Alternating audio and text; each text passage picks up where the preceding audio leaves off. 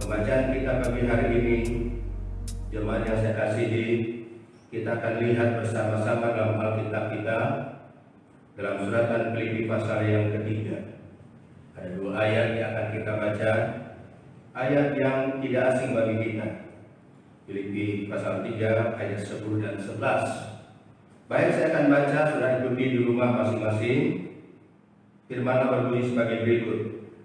Yang ku kehendaki ialah mengenal Dia dan kebangkitannya dan persekutuan dalam penderitaannya, menjadi serupa dengan Dia, supaya aku akhirnya beroleh kebangkitan dari antara orang mati. Puji Tuhan, inilah renungan kita pada pagi hari ini. Jemaat yang saya kasih dalam Tuhan, mari kita perhatikan pernyataan daripada Paulus tentang apa yang ada dalam keinginannya. Dikatakan yang ku kehendaki. Jadi Paulus punya keinginan sebagai rasul yang besar, tapi kita melihat di dalam hatinya, dalam pikirannya, dia masih memiliki keinginan yang menginginkan, dan apa keinginannya adalah mengenal Dia. Ada tiga hal yang besar yang saya catat di sini tentang kerinduan Paulus. Yang pertama, supaya dia mengenal Dia. Saudara, siapa Paulus? Seorang rasul yang luar biasa dipakai Tuhan, dan kita tahu juga latar belakangnya. Tapi kita melihat setelah dia mengenal Tuhan, dia dipakai Tuhan secara luar biasa. Dan kenapa kita melihat dalam kalimat ini sebagai seorang rasul, sebagai seorang hamba Tuhan yang dipakai Tuhan, tapi kita masih melihat ada kalimat mengenal Dia.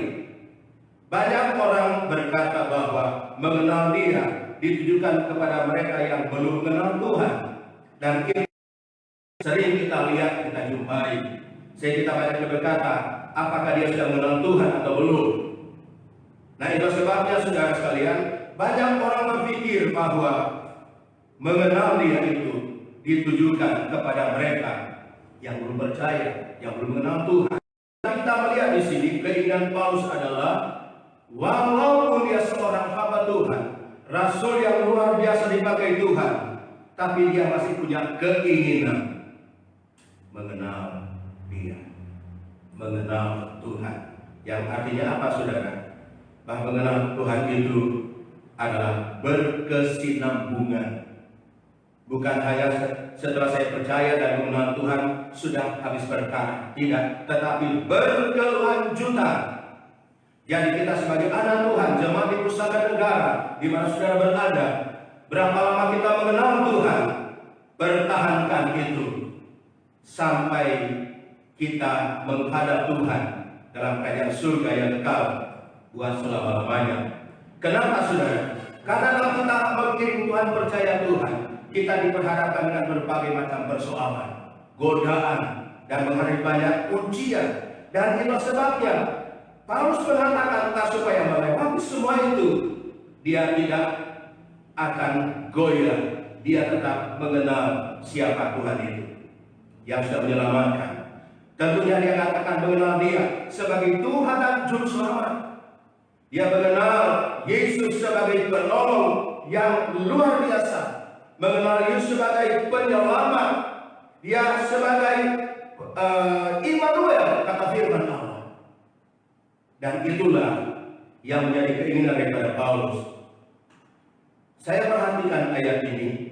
Paulus menginginkan agar supaya setiap anak Tuhan mengambil teladan, contoh dari apa yang jadi keinginan Paulus adalah ingin agar mengenal Dia secara utuh, bukan mengenal hanya sekedar mengenal.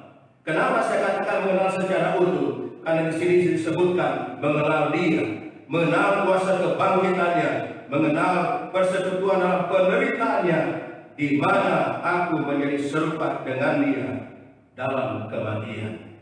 Di sana ada kalimat kebangkitan, ada penderitaan, dan ada kematian. Di sana tidak ada dasar yang kuat untuk kita bertahan. Karena perjalanan hidup ini diperhadapkan dengan banyak tantangan. Tetapi kata firman Allah, mengenal Dia dan kuasa kebangkitan. Apa itu kebangkitan? Kebangkitan bicara tentang kemenangan atas dosa, kemenangan atas kematian. Itulah yang menjadi daripada Paulus. Kalau selanjutnya dikatakan, dan persekutuan dalam penderitaannya, di mana aku serupa dengan Dia dalam kematian. Ada kebangkitan, ada penderitaan, ada kematian, mengenal Dia. Jadi semua dikenal, dan jadi keinginan Paulus supaya semua itu dikenal oleh Paulus dalam kehidupannya. Kenapa perjalanan Tuhan tidak kuat mengiring Tuhan? Kan hanya mengenal Dia. Yang penting aku sudah kenal Tuhan. Habis berkata, tidak punya pertumbuhan iman. Ya.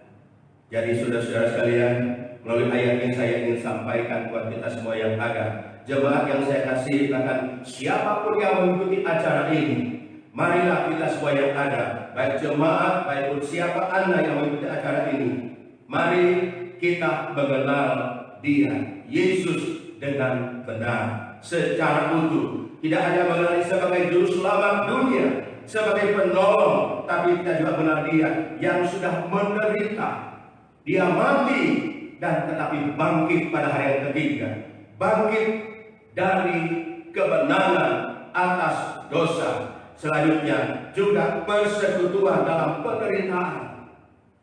Anak Tuhan yang sungguh-sungguh mengiring Tuhan, anak Tuhan yang sungguh-sungguh beribadah kepada Tuhan, yang mengenal Dia sebagai Tuhan dan Juru Selamat, dia akan tidak lepas daripada penderitaan. Pasti, ya. Kalau kita lihat keadaan dia sekarang, waduh luar biasa. Semua dihadap dengan hakikatkan menderita lahir dan batin, diperhadapkan satu tantangan yang berat. Tetapi itulah bahagia untuk kita mengenal Tuhan. Ya, saya pernah membaca satu artikel, dikatakan kalau kita menderita itu tanda kita hidup. Saya katakan amin. Ya, seseorang kalau dia alami satu penderitaan, itu menunjukkan bukti bahwa dia hidup, dia masih hidup. Ya, yang artinya apa? Tentu sebaliknya, kalau dia tidak alami penderitaan, itu sebagian dari apa yang saya sebutkan tadi, berarti sudah mati. Ya. Nah, mari kita yang ada. Kalau Tuhan izinkan kita alami satu penderitaan, bersyukurlah kepada Tuhan. Karena Filipi juga 1 kita kembali buka. Baik kita lihat. Filipi 1 ayat 29 dikatakan, sebab kepada kamu dikaruniakan bukan saja untuk percaya kepada Kristus, melainkan juga untuk menderita untuk Dia. Jadi kita tidak dikaruniakan, saya percaya Tuhan itu luar biasa. Saya percaya Tuhan itu juru selamat, Dia penolong yang luar biasa. Tetapi firman kata juga bahwa kita juga dikaruniakan untuk menderita bersama dengan Dia. Jadi ketika kita izinkan menghadapi satu penderitaan, ujian, itu adalah karunia Tuhan. Yang Tuhan minta kepada kita adalah supaya ketika kita diizinkan Tuhan alami satu penderitaan, mintalah kekuatan dari Tuhan, kekuatan iman kita, biar tetap kuat pada penderitaan yang Tuhan izinkan kita alami setiap hari. Dunia yang Tuhan berikan pada kita ketika kita alami penderitaan dalam dunia ini. Selanjutnya dalam Roma, coba kita lihat Roma pasalnya yang ke-8. Kita lihat lagi Roma 8. Firman Allah berkata demikian. Ayatnya yang ke-17 dikatakan, Roma 8 ayat 17 dikatakan, dan jika kita adalah anak, maka kita juga adalah ahli waris. Maksudnya orang-orang yang berhak menerima janji-janji Allah, yang akan menerimanya bersama-sama dengan Kristus, yaitu jika kita menderita bersama-sama dengan Dia, supaya kita juga dipermuliakan bersama-sama dengan Dia. Jadi lewat penderitaan akan alami kemuliaan Allah. Jadi ketika Tuhan izinkan dalam satu penderitaan, jangan mengeluh, tapi bersyukurlah pada Tuhan. Asal kita di dalam Tuhan, Kita adalah anak Tuhan. Kata firman Allah, jika kita adalah anak, kita adalah anak-anak Allah, orang-orang percaya. Dan dikatakan kita adalah anak Allah, kita tidak pernah ragu. Kita adalah anak Tuhan, kita juga adalah ahli waris, kata firman Allah. Ahli waris menerima kerajaan Allah, menerima mahkota kemuliaan, dan katakan maksudnya orang-orang yang hendak berhak menerima janji-janji Allah. Saya banyak kali katakan, Alkitab mencatat sekitar 32.000 kata tentang janji Allah, dan sangat luar biasa. Salah satunya ini apa? Agar kita juga dapat hidup bersama-sama untuk menerima kemuliaan lewat penderitaan yang harus kita alami selama kita menjadi anak Tuhan yang masih hidup dalam dunia ini. Kita dikatakan adalah ahli waris kerajaan Allah. Maksudnya orang-orang berhak menerima janji Allah. Janji Allah banyak sekali, janji berkat, janji pertolongan, janji penyertaan dan lain sebagainya, janji perlindungan Tuhan. Dan dikatakan yang menerimanya bersama-sama dengan Kristus, yaitu jika kita menderita bersama-sama dengan Dia. Untuk apa? Menerima kemuliaan bersama-sama dengan Tuhan.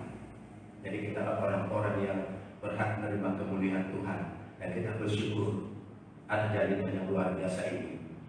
Janji Tuhan kita akan mewarisi kerajaan surga yang kekal buat selama-lamanya. Kemudian kata firman Allah, saudara-saudara sekalian, bahwa dikatakan kita menjadi serupa dengan Dia dalam kematian. Kematian di sini telah berbicara juga tentang kematian atas dosa. Kita bersyukur karena kita adalah orang-orang berdosa. Kata firman Allah bahwa karena dosa kita, Dia mati di atas kayu salib. Karena lewat pemberontakan kita, Dia harus menderita di kayu salib, kata Nabi Yesaya pasal 53. Dan kita bersyukur semua atas apa yang Tuhan sudah kerjakan dalam dunia ini untuk menyelamatkan kita orang yang percaya kepadanya.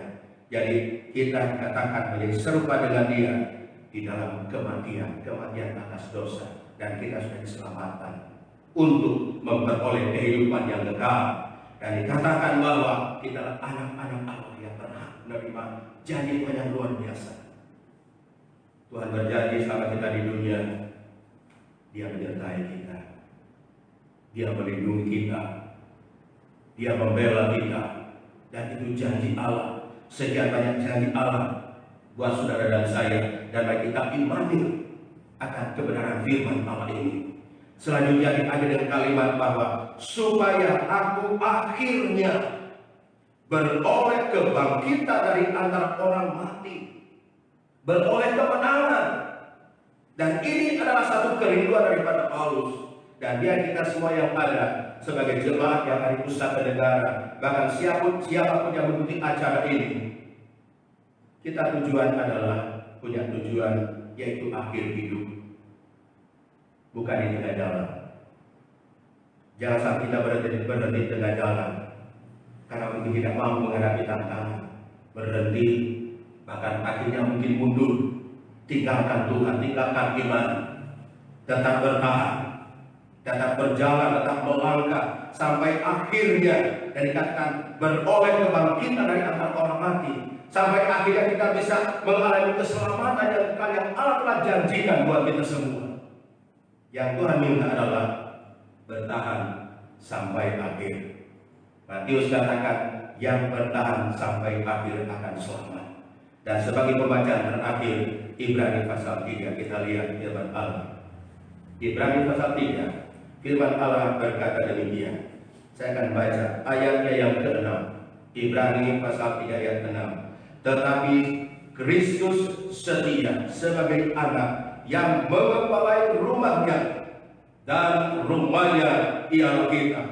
Jika kita sampai pada akhirnya teguh berpegang pada kepercayaan dan pengharapan yang kita megahkan. Jadi tujuan kita adalah akhir. Bukan langkah yang pertama menentukan, kalau tidak tentu penting itu langkah pertama. Nanti akan menentukan adalah langkah yang terakhir. Jangan sampai dengan kita mengiring Tuhan, di tengah jalan ada banyak penderitaan, menyerah, tetap bertahan.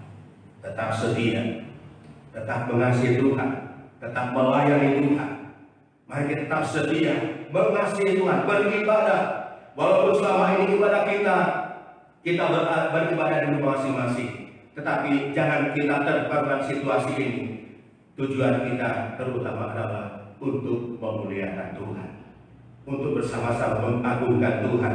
Karena firman Allah dikatakan, tetapi itu setia sebagai anak yang mengepulai rumahnya, dan rumahnya ialah kita.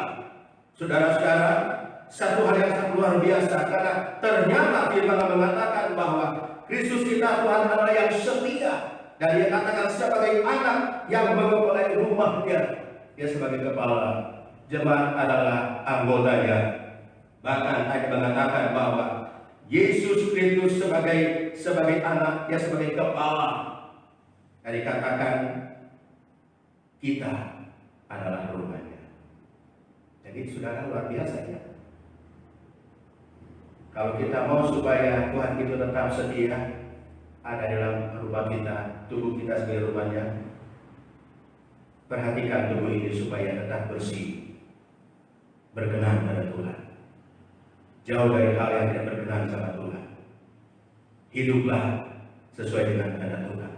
Ya, kepala dia perhatikan, sebagai kepala rumah tentu dia perhatikan keadaan, dan Kristus sebagai kepala rumahnya. Bahkan juga ada yang mengatakan bahwa tidakkah kamu tahu bahwa tubuh adalah rumah Allah dan Roh Allah ada di dalam kamu.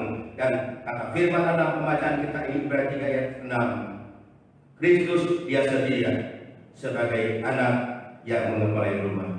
Kita juga mau teladani biar kita setia sampai akhir kita. Dan dikatakan dan rumahnya ialah kita.